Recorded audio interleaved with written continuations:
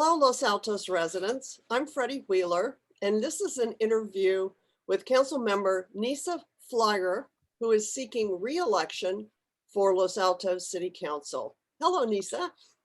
Hi, Freddie. Shall we get started? Yes. Great. The first question is about housing. Housing laws such as SB 35, SB 330, SB 9, and AB 2097 have significantly reduced the power of local governments to control housing density, building height, parking requirements, and other parameters. In addition, the state through HCD, which is the Housing and Community Development Department, and ABAG, the Association of Bay Area Governments, dictate to cities the amount of new housing that must be built in 8-year cycles. That's the RENA requirement.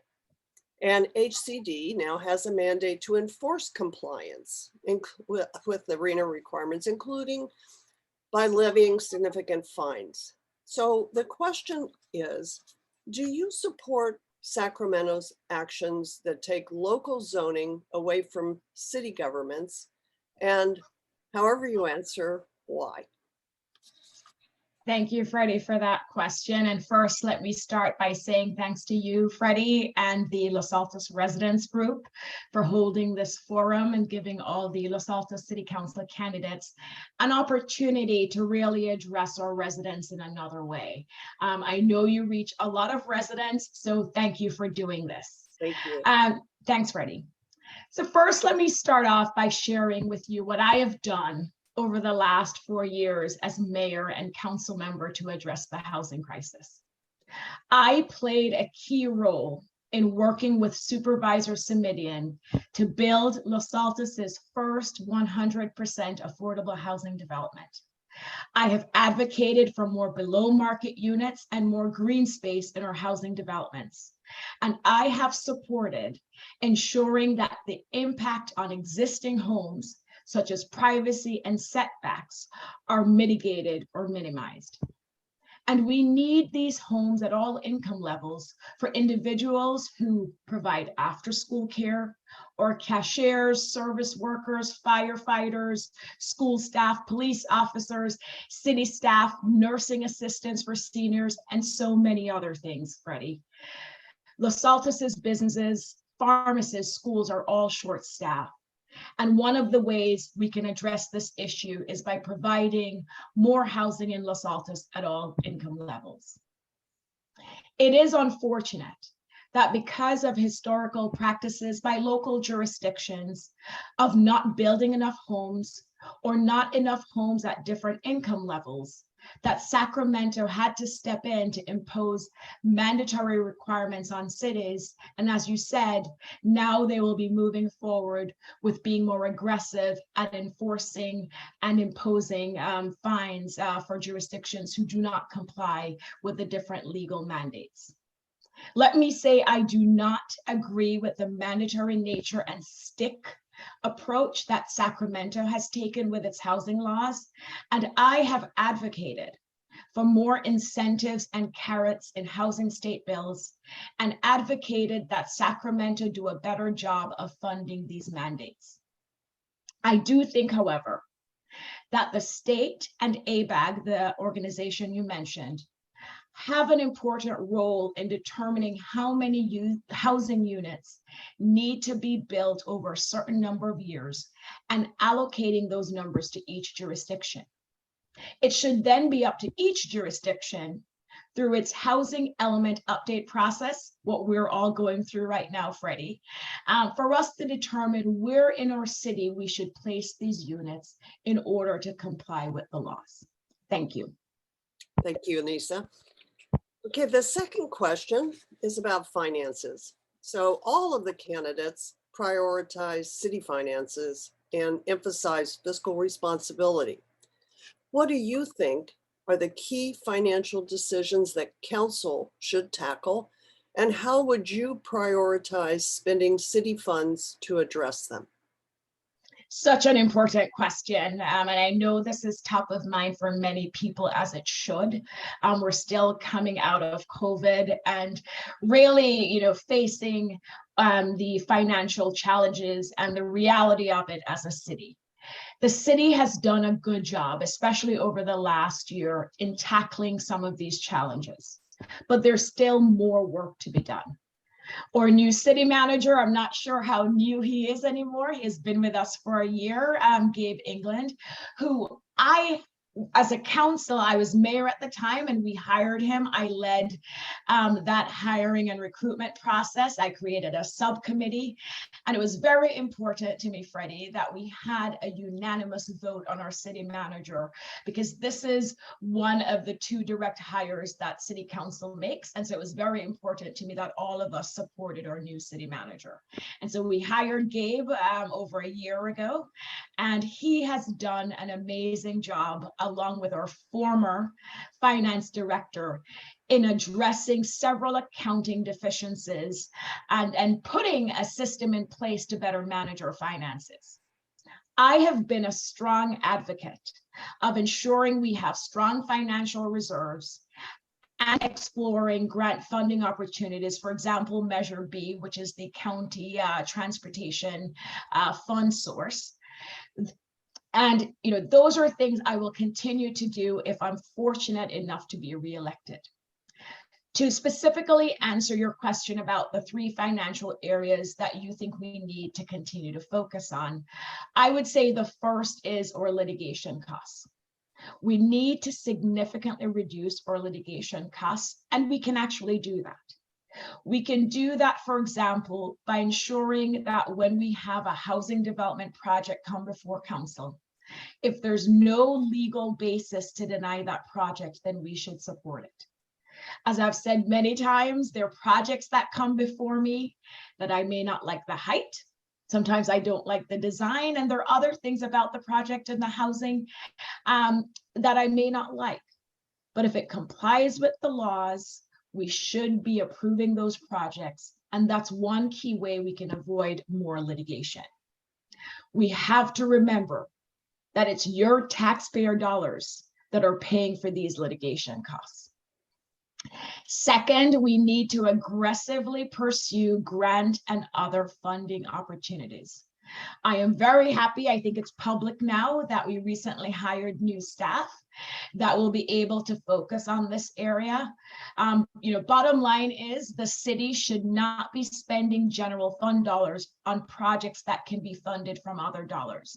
And I know this is something our new city management will partner with council on, to be more aggressive in identifying these grant and other funding sources, so we do not have to use our general fund dollars to fund projects that have earmarked or special dollars that we can pursue.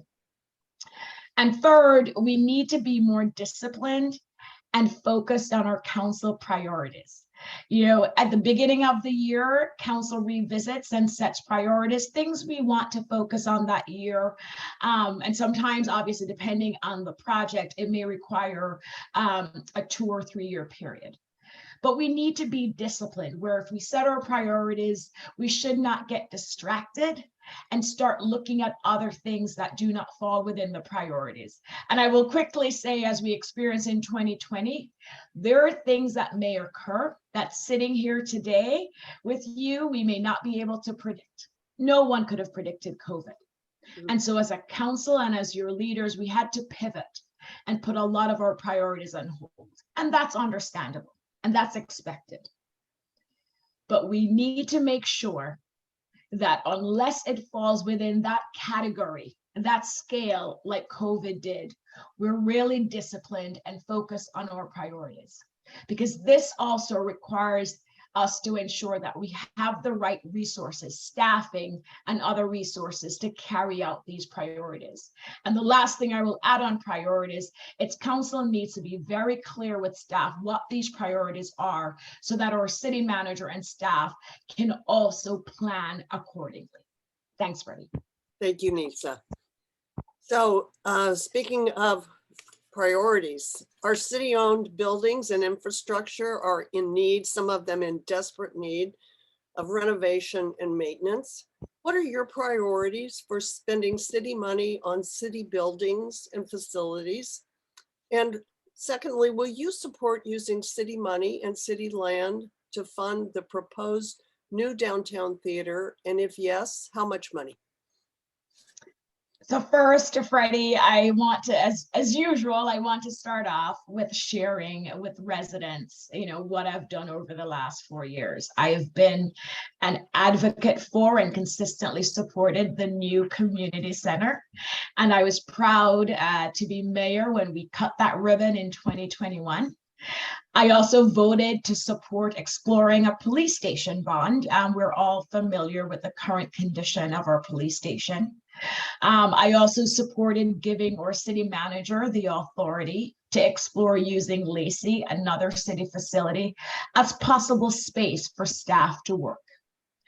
Council reviews and approves a list of capital improvement projects, and we identify the projects that we would like to work on over the next few years. We also approve a list of council priorities, and I mentioned it in the previous question. And as part of that process, we include the different actions we would like to take as a council over the next, sometimes it's 1, 2, 3 years.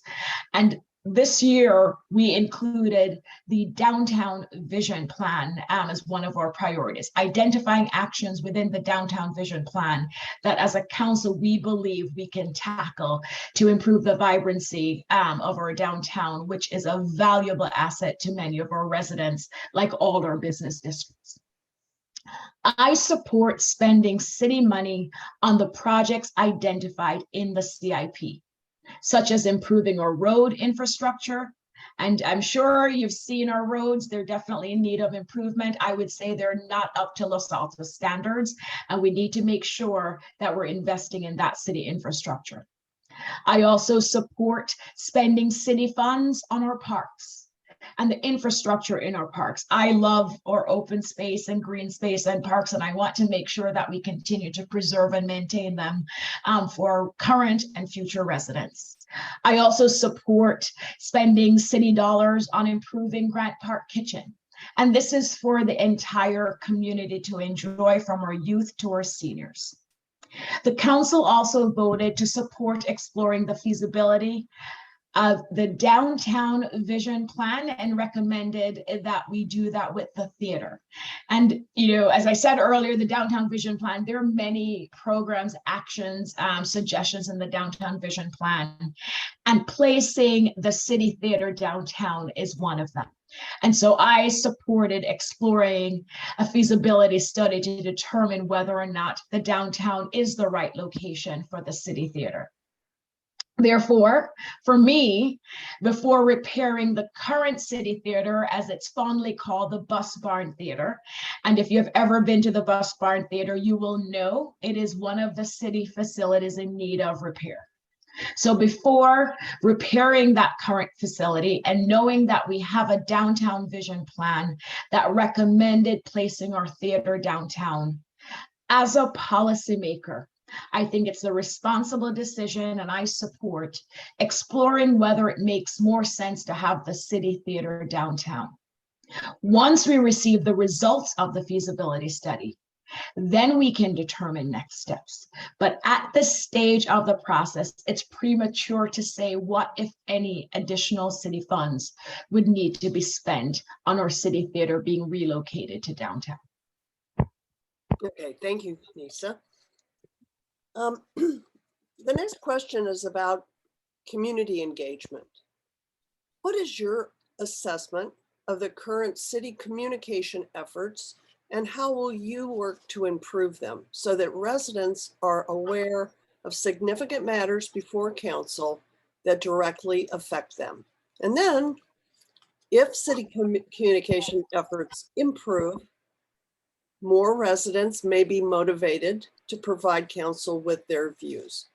What will you do to balance resident input and feedback with your view of what residents want?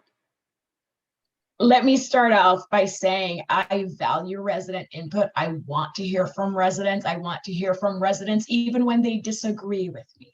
It's, I'm running on a balanced leadership approach, and that's part of my approach, where I want to hear from as many residents as possible when we're considering a policy or an ordinance or project or any decision we're making as a council, because your feedback, your comments, your views matter. We need to engage with our residents regularly, effectively, and honestly. As mayor, I made it a priority to find ways to engage with residents during COVID, when we still weren't engaging in a hybrid format. And this included hosting a seniors forum on COVID to make sure they were getting the information they needed, writing articles in our local paper, the Town Crier, ensuring council members had office hours virtually, and engaging with other local and regional leaders on behalf of our residents.